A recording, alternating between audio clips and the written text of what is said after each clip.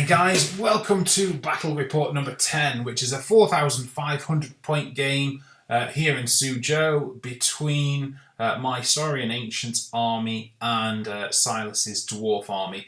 Few changes to the list from Battle Report number 9, so I will just talk you through them quickly. So on my side, I've kept this unit of Skink Braves here with bows. And I've kept my Saurian warriors, but I've made this unit a horde. I brought in 2 units, see one there and the other here. I brought in 2 units of swarms, and I brought in the, what's it called here? Hang on, let me just pull up the army book. The Thyrocrustus there, as you can see the army book there. So this basically gives poison on a 5+, and there's a bound item on top of here. So I'm hoping to get re-rollable 5+ poison with my horde here. So that's what that build is all about. I've got my salamanders here and here, so they've stayed. And what else have we got? Here's my BSB, same build as last time. This is my general. I've had to drop the lucky charm from him to make enough points to buy the upgrade here, and then I've got 2 Pterosaurs instead of 3, but the builds here are unchanged, and I've brought in the unit of Rampedons over here. The Rampedons have put markers on this unit of Scouting Rangers here and this unit of Forge Wardens here. So on Silas's side, a few changes to Silas's army. He has given up on the catapults, even though they were remarkably accurate, and he's gone with 4 ballistas, which are essentially bolt throwers. And then we've got a small unit of greybeards, small unit of greybeards, small unit of greybeards, small unit of greybeards. They've all got throwing weapons. Great big unit of Kingsguard here with his Thane right there. The Forge Wardens here, and an Anvil of Power here. So the setup was the counter thrust. So there's an 18-inch gap between the 2 sides, and the secondary objective was breakthrough. So get into your opponent's deployment zone. So here we are deployed, and then here comes Vanguard. Okay, so Vanguard's here. Then I'm vanguarding. Silas isn't. So I've basically flown my Ramphadons out of the line of sight of this scouting unit here. And I've advanced up with my Skink Captain using the house as cover. That's it for Vanguard. Oh, I probably should talk you through, through the terrain. So a hill and a hill. I got to choose the board side, and I didn't want Silas having hills, so he could see everything easily. So I took this side. This green mat is a forest, a house, ruins, and a field. Okay, so that's the end of Vanguards. Okay, so Silas finished deploying first, and he got the first turn. So this is his movement phase, and you can see that basically this great big block of multiple blocks of dwarves has basically moved up, and that is all of Silas's movement phase. Okay, so this is a photograph from the end of Silas's movement phase. In the magic phase, end of his turn, not movement phase. In the magic phase, he cast the Rune of Shattering on my salamanders just down here in the bottom corner, which I dispelled because I don't want them taking 2d6 strength 4 hits. That'll hurt. So he got through the Rune of Storm on my priest and his Pterosaur here. You can see there that the Pterosaur is down to 5 wounds now. He only managed to cause 1 wound with that. He got the Gleaming Rune on the Forge Wardens, which gives them distracting and hard target, but I don't really care about that because if I go after the Forge Wardens, it will be with the Salamanders, so that's not going to affect them. And he cast the Rune of Resolve, well, tried to cast the Rune of Resolve, and failed. In the shooting phase, all 4 ballistas targeted my Pterosaur with my priest on it. All 4 hit, and none of them wounded, which was crazy, really.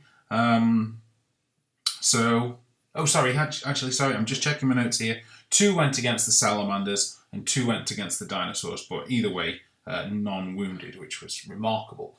Lots of ones there, so not a great start from a dice perspective for Silas. On the other side of the board, the Rangers, just up there in the top left corner, you see them there, killed 8 skinks out of 15, but the skinks passed their panic test, so that was that. The Forge Wardens here didn't do any wounds when they shot against the Taurosaur. So, initial bloodletting, a wound on the Taurosaur, and some damage to the skinks here. That's the end of Silas's turn 1.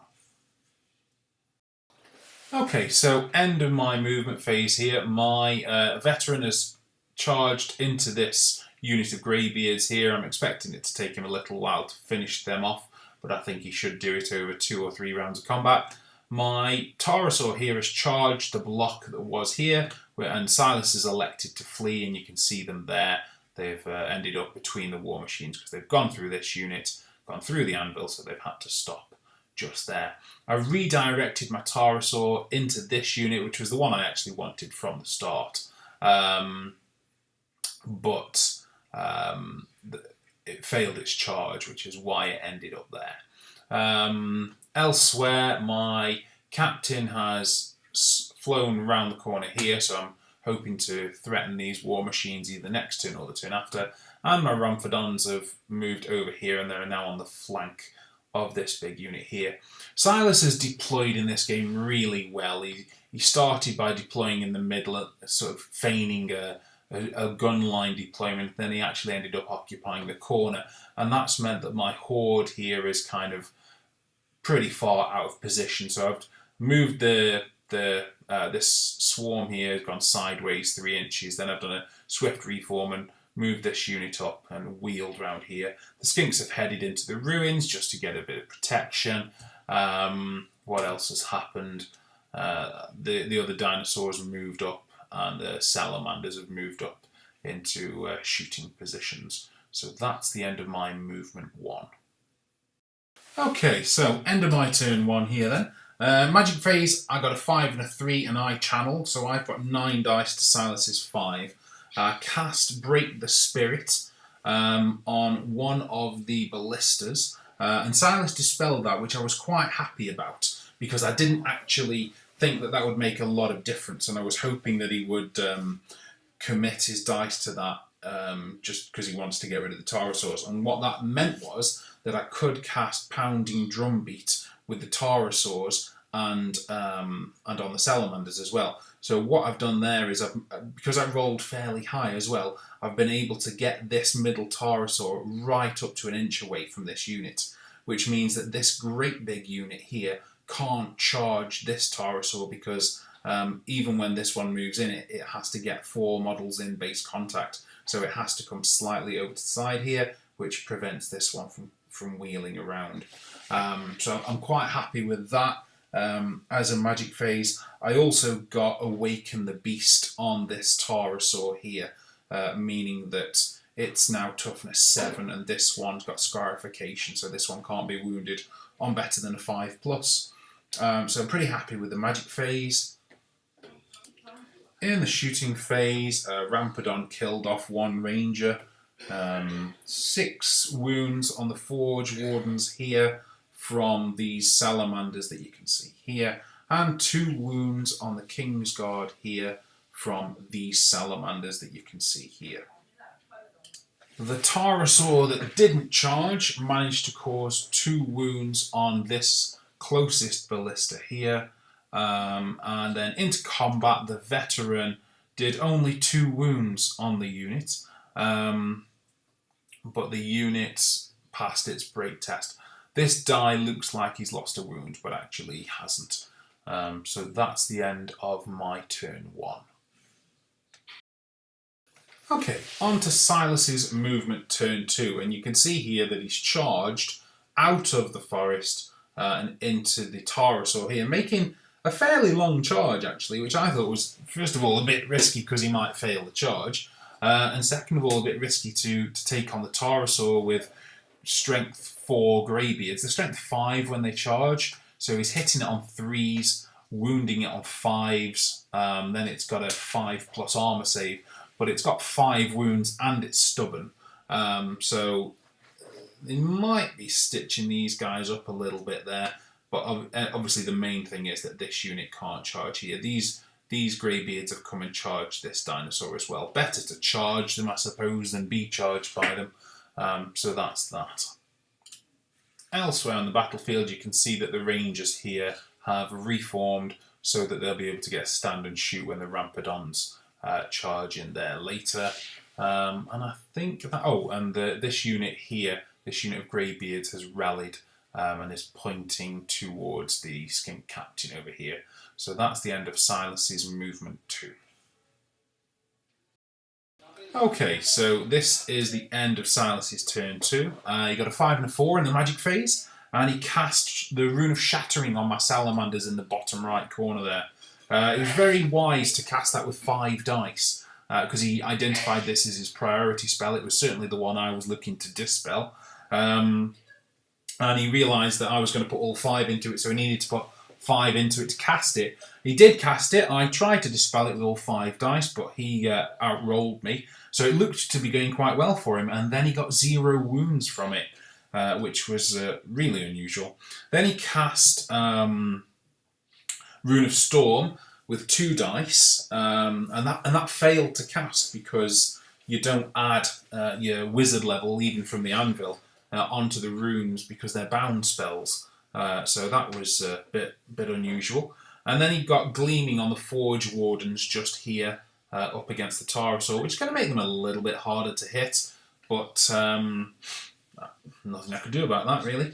So that was that. Then into the shooting phase, and you'll notice the skink captain is gone. He was taken out by one of the ballista shots. Those ballistas, strength 6, armor piercing 6. So his 2+ armor save didn't do him any favours.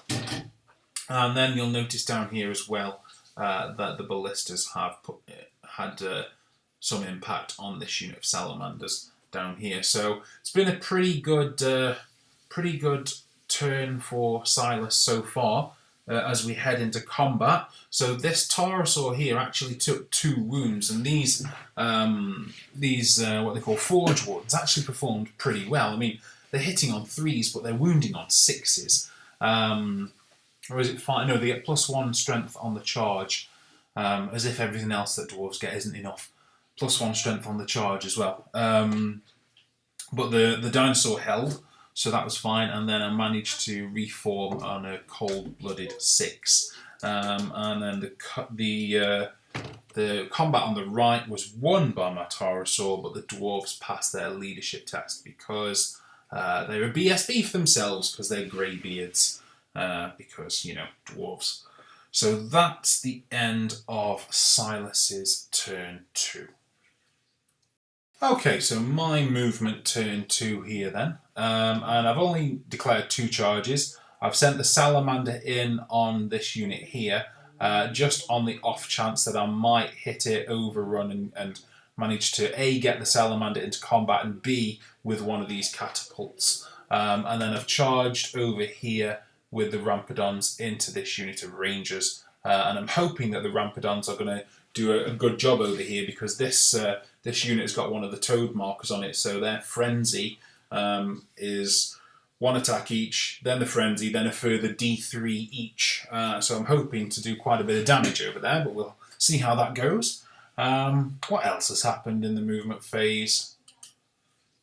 So these Pterosaurs have moved up here towards the King's Guard on the flank of them, and my great big sort of poison reroll block here is lumbering across the battlefield, hoping to come and rescue the dinosaurs from this great big horde later on. So that's the end of my movement. Oh, and the skinks up here have just sort of started heading towards the secondary objective, just breaking through, because this is a scoring unit and there's nothing stopping them over here. So that's why they're there. Okay, so into my end of turn 2, and in the magic phase I got Break the Spirit on one of the ballistas here, just trying to reduce its effective shooting later on. I knew that I was in with a chance of overrunning into this one, so I cast it on the second one back.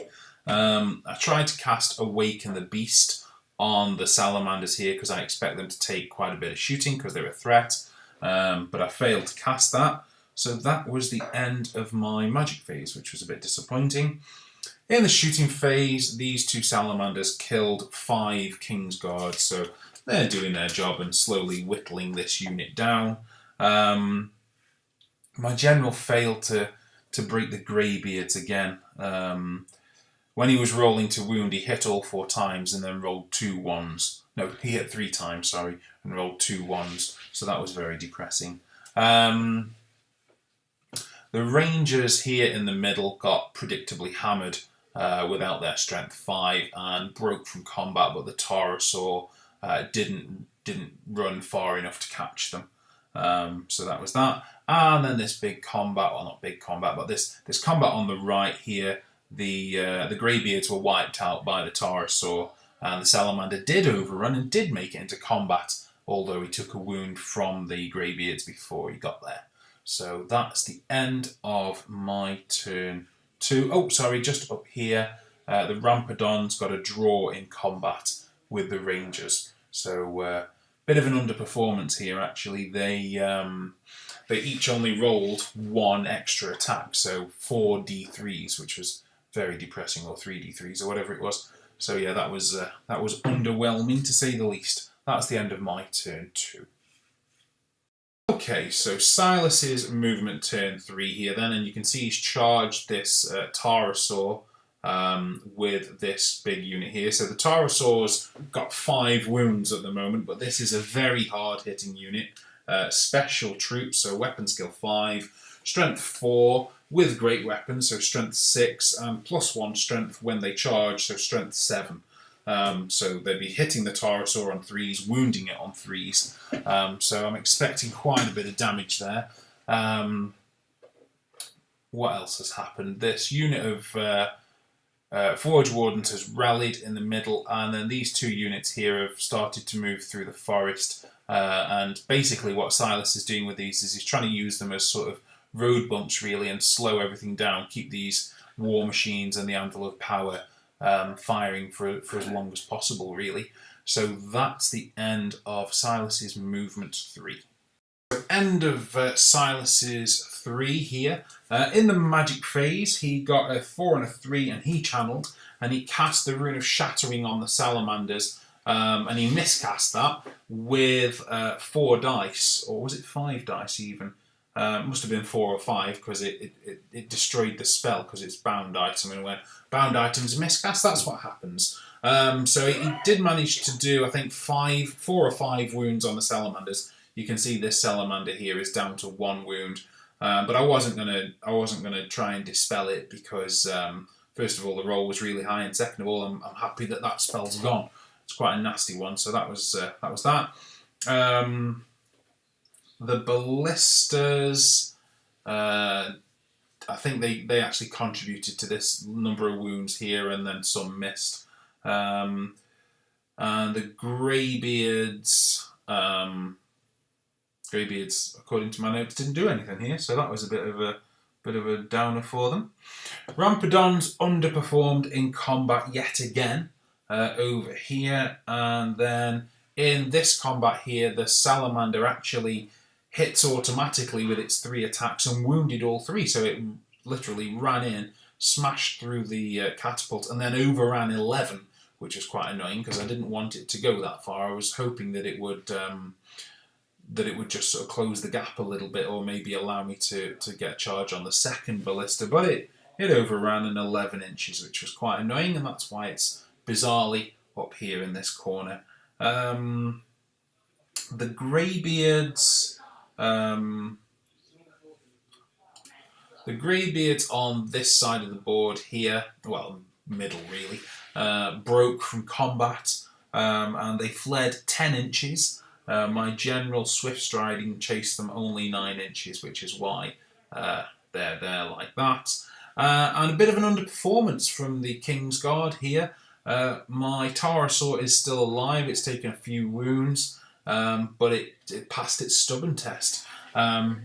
Silas forgot to take his Thane into combat there, and School of Tough Love, I didn't let him have it because he does want to be a better player, so I'm letting him make his mistakes there. I hope he'll forgive me for that. But he's reformed to get his Thane in for next time, so that's a good bit of learning there. So that's the end of Silas's 3. Okay, so this is the end of my movement 3 then, and you can see that the veteran has charged this fleeing unit and caught it, so he reforms to face inwards here. And the Pterosaur has charged into this unit here. There was initially those Forge Wardens, and they fled through my unit, through the impassable terrain, so took a bunch of dangerous terrains for fleeing through the impassable terrain. Came out at this end and got charged by the skink, so then ran back through the dangerous terrain, and that finishes them off. So that was really bizarre, just loads of dangerous terrains going in and out of the house. So that's why they're gone. So then the dinosaur redirected into these greybeards in the forest and failed his dangerous terrain test. So that was a little bit annoying. That takes him down to 2 wounds. Elsewhere in the movement phase, the salamander has moved over this way to get onto the flank of these greybeards, and this salamander's moved up here, so I'm hoping to get a bit more damage to these greybeards, because what I'm thinking is I might be able to overrun in this combat here and smash into this unit, and if it's been depleted then I might be able to kill it in my turn, reform and then charge later on. So that's what's going on there. This big poison reroll block is just sort of moving up across the middle of the board. The skinks here have obviously failed their charge, and the Rampedons are locked in combat. So that's the end of my movement 3. Okay, so end of my turn 3 here then. And annoyingly, in my magic phase, when I cast Break the Spirit, I miscast, and the total was only a 12, but that meant I was taking Witchfire, so number of hits, maximum models and wounds left in the unit, so the Pterosaur only took 2 hits, wounding on 6s, took a wound, then failed its armour save, so my Pterosaur here now is down to 1 wound, as it's taken 1 from dangerous terrain and 1 from miscast, so that was very annoying. But at least I got Break the Spirit off on one of the catapults there, so that limits them a little bit. And I cast Awaken the Beast on the Pterosaur that was in combat with this unit here, but as you can see, that was to no avail. It was actually dispelled. The Salamanders did 3 wounds on this unit here. And then the Pterosaur ripped through the greybeards and they fled. It pursued, didn't fail its dangerous terrain, but it only pursued 3 inches. 3 inches, as it happened, was enough because the greybeards only fled 3 inches. But it didn't manage to get into this unit here, which I was hoping it would, because it only needed 5 inches to get in there. But there you go, it happens from time to time, doesn't it?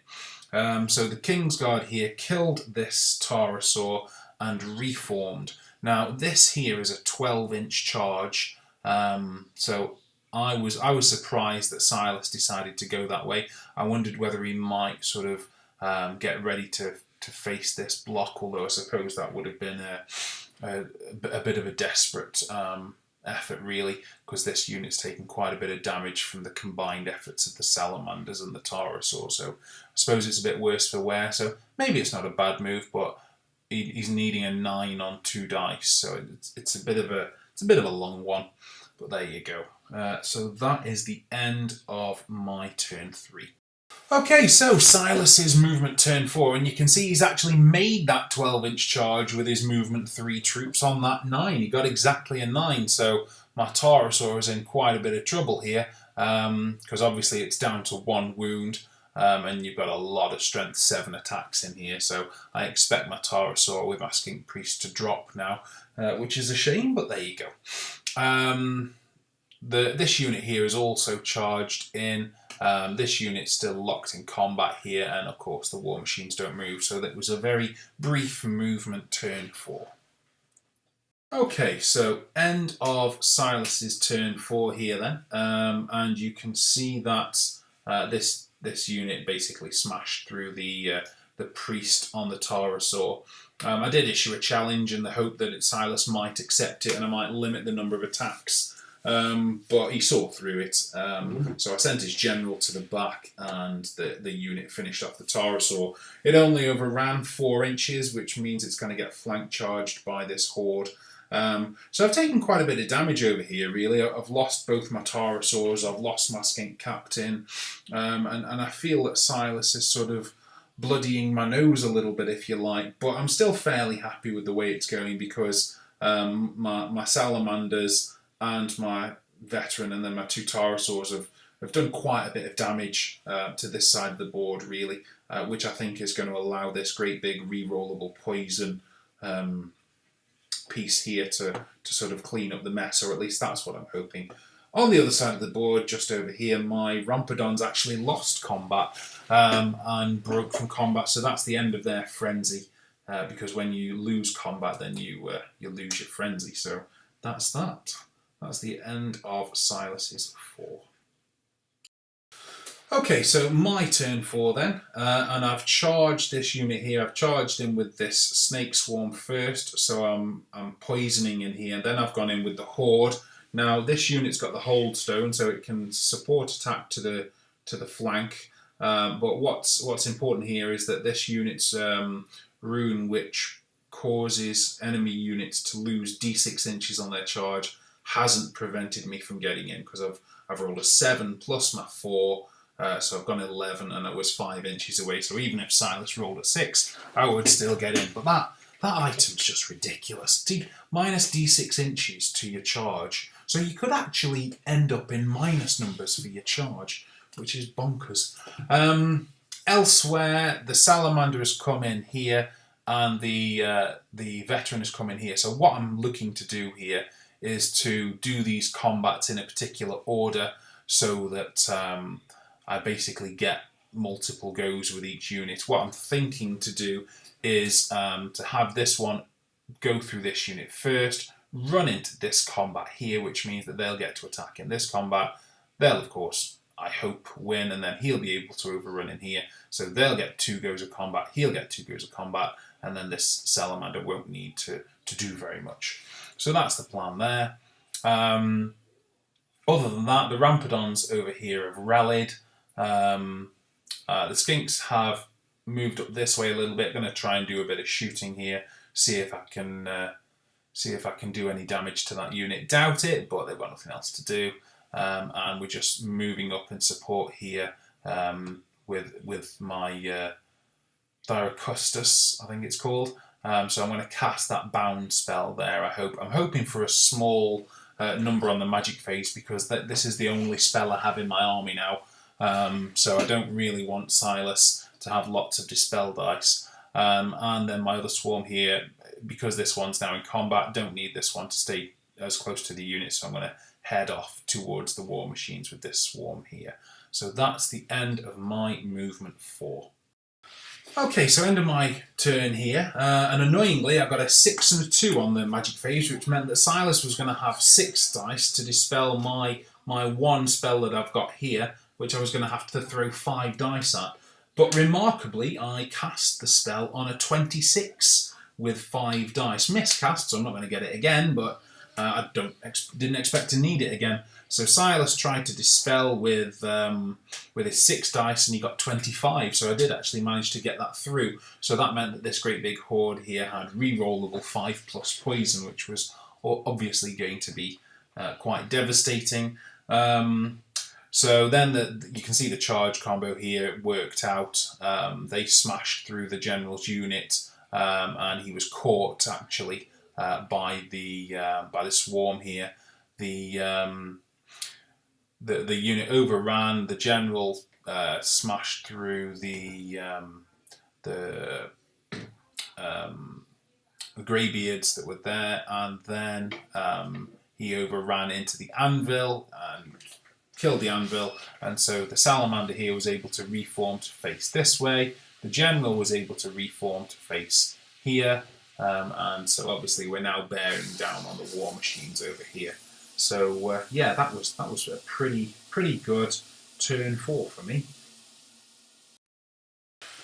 Okay, so end of Silas's movement 5 here. He's decided to do no moving. He's just going to shoot with this unit over here, and then I think he's going to pop off some ballistas against my salamanders and try and score as many points as he possibly can. So that's the end of Silas's movement 5. Okay, so end of Silas's turn 5 then. He's got no moving and he's got no magic. The Rangers killed off a Rampadon here. They passed their panic test, and all 3 ballistas shot at the salamanders, and remarkably, they're hitting on 4 pluses, but all 3 missed. So I suppose this is kind of making up for the overperformance of the catapults in recent games, really. So I suppose the pendulum of luck swings, doesn't it? So that was the end of Silas's turn 5. Okay, so my movement 5 here then, and you can see that this swarm has charged this catapult. The general has charged catapult here, and my BSB has come out of the unit to engage this catapult here. This swarm also charged but failed, and I've moved one salamander out of the way here, and I actually made a mistake and I brought another salamander just out of view behind the house here. The Rampadon has gone and hid in the ruins because he's a skirmisher, so he's fine in there.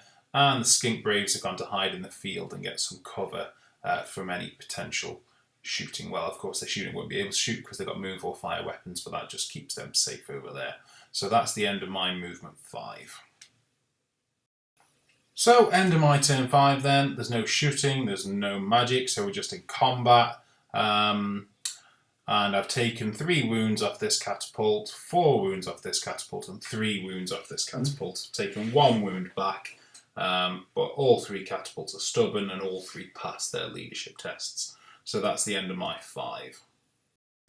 And this is the end of Silas's turn 6. We didn't take a movement photograph because there was no movement. The swarms punched through the top catapult, the general punched through the middle one, and the BSB punched through the bottom one, leaving Silas with his rangers up here. When we did the count up, it was 14-6 on points scored, and then I got the secondary objectives because I have at least 1, maybe 2 scoring units in Silas's deployment area. To be honest, I don't really feel that 17-3 is a fair reflection of the game. I think Silas did a lot better than that, and I think the result flatters me a little bit, if I'm honest. He's taken out both my dinosaurs, he's taken out my skink priest, he's taken out my skink captain, he's decimated my rampadons, he's put a significant dent in my skink braves, he's decimated my salamanders. In fairness, he should have punched through that Tarasaur earlier on, which would have changed the outcome of the whole game. Also, he had an opportunity to, up here in the top corner, instead of chasing the Rampadons, he could have reformed and then marched towards the Skinks, which would have flushed these Skinks out of his deployment zone and advanced his dwarves, who can march 9 inches at a time, towards my deployment zone. So I think he could have got a 14-6, which I think is a much more realistic and battery's running out. A much more realistic representation of the game and how it was played. It was a very challenging game, actually. The outcome doesn't look it, but it was, particularly sort of earlier on in turn 2 and turn 3. It wasn't really until that horde got in that things sort of swung in my favour, really. Really pleased with how the horde worked. It was never under any threat, and it's a nice little combo, actually. The salamanders and the pterosaurs and the general between them holding things up while that horde got in. Silas deployed really, really well. Deployment's a huge part of this game, and so he managed to take my great big horde out of the game for sort of 2 or 3 turns, really. So he did that excellently. So yeah, that's the end of today's battle report, guys. I hope you enjoyed it, and I look forward to seeing you next time. Bye bye.